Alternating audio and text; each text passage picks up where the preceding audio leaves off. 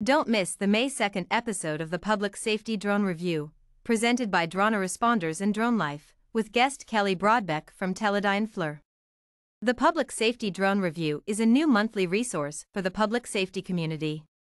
This free event will be held live on May 2nd, 2023 at 3 p.m. Eastern Standard Time, and on the first Tuesday afternoon of each month going forward.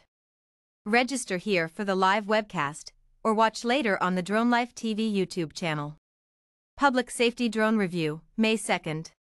This month, hosts Timothy Martin and Miriam McNabb review the latest news stories about drones in public safety, first response, fire and police with our guest Kelly Broadbeck of Teledyne FLIR. Our guest will talk about thermal imaging and the Cirrus commercial drone platform, and take questions from the audience.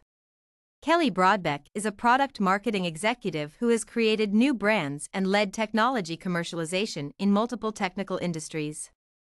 At Teledyne FLIR, he leads the product management function for the company's commercial UAS group, coordinating product, supply chain, and distribution development activities.